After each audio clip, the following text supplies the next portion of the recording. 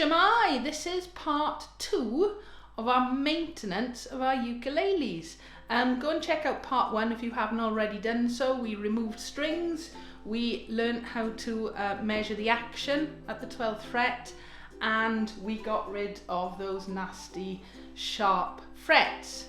What are we doing in part 2? We are going to give it a really good clean, get rid of all the dust and the grime, and we are going to put some conditioner on our fretboards.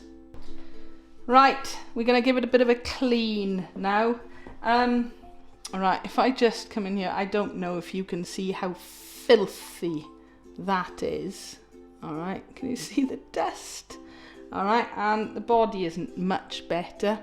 Alright, so I'm going to use, it's a ukulele cleaner, again by Nomad. I'm not sponsored by them, it just so happened this is what my local music shop sells and recommends. It depends on what finish is on your ukulele. Alright, pretty much don't go using normal furniture polish. I personally wouldn't use any wax on these. I do wax some of my bass guitars, but they are solid wood. Most of my ukes are either laminate or they've got a satin finish on them. Alright, so this particular one is for matte and gloss finishes, cleans and protects, and it just comes in a little spray. So the very first job I'm going to do before I actually use this on it is give it a really good dust over with a towel. One towel, and I am just gonna, I don't really want to get bits of towel caught in the frets. So I'm just going over the main bit of the body to get rid of the majority of the dust and grime, because it does build up over the years. Even though I haven't been playing this one for a little while, look at that, it does build up, and even if it's just sat in a room, it will get dusty. So you should do this every so often for your instruments anyway.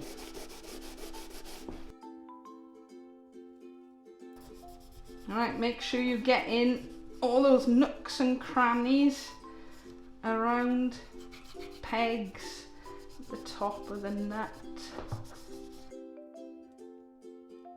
Don't forget these bits at the bottom of the neck joint. They can quite often pick up quite a lot of dirt with sweat and dust and things.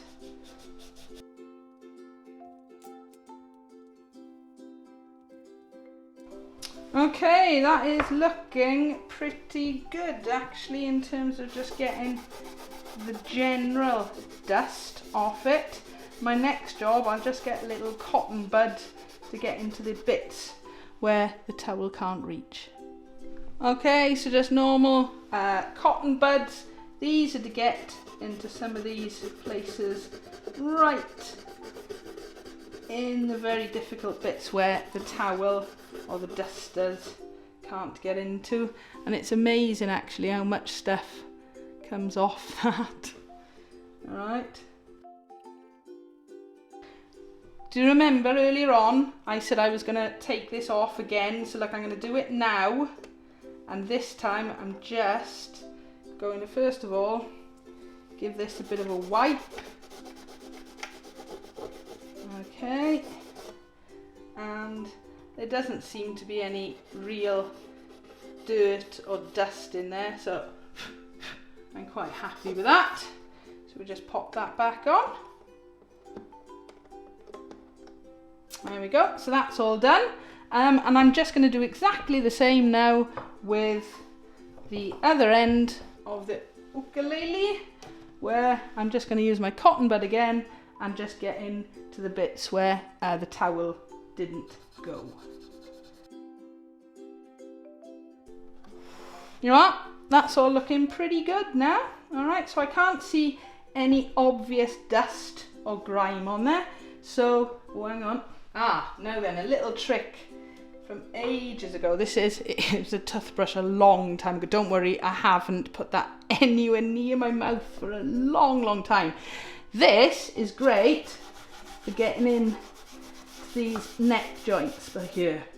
All right, don't worry, because when we put the cleaner on it, all right, any marks that I'm making now will miraculously disappear, I hope. Okay, there we are, one dustless ukulele. Right, so with most of the dust and grime gone now, it's time to condition it a little bit. So I'm going to use Fretboard F1 oil, all right, made by Music Nomad. I'm not sponsored by them, okay. For my bass guitars, I've always used, let me just grab that for a minute, Fretboard Ultimate lemon oil, but they tend to be, a lot of my bass fretboards, because they're fretless, tend to be ebony, all right, so which is a really, really hard wood anyway. I'm not so convinced about using this on rosewood, because anything with lemon in has got a habit of pulling moisture out of the wood. All right, so I'm going to give this one a go, the F1 fretboard oil. I've used it in the past, and it tends to do a nice job. Okay, so we've zoomed in a little bit. I know from reading the instructions in the past, and yes, I do sometimes read them, shake it well. Then you've got to put a couple of drops on the actual fingerboard and then wipe off the excess. So I tend to use a different towel for doing this job, because I don't want to get this all over the body of the ukulele a little bit later. Okay, so let's have a little go. I'll just do these ones down here just to give you an idea. So I'm just going to put a couple of drops on a couple of bits of the frets. All right, and then using my different beer towel. No, I don't spend a lot of time in pubs. I worked in many pubs for a long, long time, many years ago. So I'm just rubbing those in for a minute. Not massively, I just want to sort of spread it around the fret. Okay, so I'm going to keep going with that for a moment.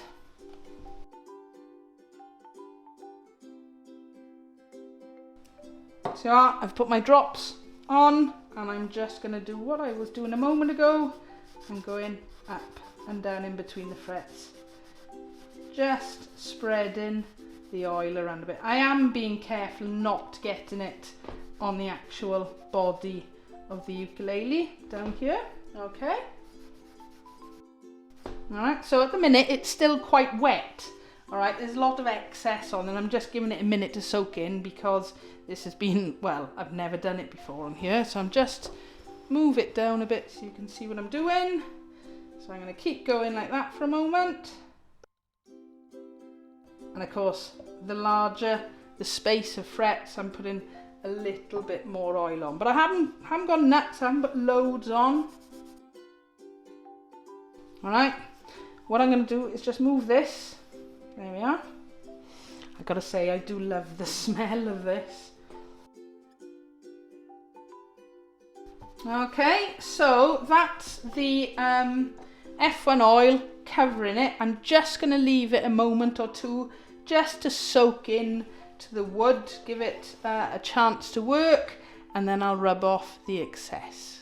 So I can actually see that sort of absorbing into the wood at the moment. What I am going to do though is, because this ukulele's got a rosewood bridge, okay, I'm just going to put a tiny dab on here. Now, I'm doing it because I know this is rosewood. I don't know whether I would do it on a walnut one. Who knows? But I'll just give it, I'm only going to put a tiny little bit. So I'm carefully, without spilling that, going to remove, there we are, the saddle once more. I'm popping that by there carefully for a minute. I'm only going to put a tiny little bit on. I don't want too much on this. Okay. exactly the same as I did before. Spread it about, and of course I'm being careful not to get it onto the main body of the uke. There we go, worth doing. Just pop that back in there.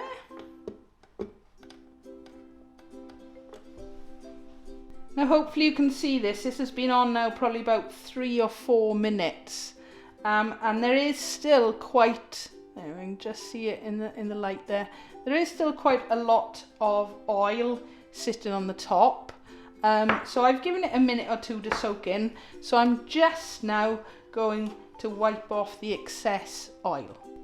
Right, so I'm back to my oily one. I've got it was quite clean before I started this, so there's plenty of bits that aren't oily at the moment, and I'm just going to go over it now and wipe off all the excess. What I tend to find helps is using these beer towels. I just move it along to another dry bit, and I can actually see the oil less shiny as I'm moving up the ukulele fretboard now. Right, so I'm looking at it now. I've done the first few these lower frets down here, and they are definitely less oily. Okay, so I'm working my way up. Remembering I'm going across, I'm not going that way, because all I'm going to end up doing is catching the cloth on the frets. Alright, I'm trying to get my nails right in to the frets as well, just trying to get off this excess oil. And of course this is why you want your ukulele on a solid surface. The neck is resting in this, but I am holding it here as well, because I'm using quite a bit of elbow grease as I'm working my way up the neck and the fretboard. Yeah, this time now, because I've moved it, I'm holding the ukulele, the weight of it down, just so it doesn't go sliding around really, because I am putting a fair bit of force on this now. Constantly moving to a drier bit. If I feel there's an oily bit, I'll try and avoid it. So just to give you an idea now, okay, I'll zoom in a second. Up to this point has been rubbed back. These last 3 frets haven't. Can you see the actual oil still left on there? Okay, after, well, that's a good probably 6, 7, 8 minutes now since I put the oil on. So that's still sitting on top of the fretboard, whereas the bits here have all been wiped off. Right, so we're just going to clean off the excess for these last 3 frets. Okay, so I am holding the uke really quite steadily at this point now, because the further away from the body you get, the more likely it is actually to slip.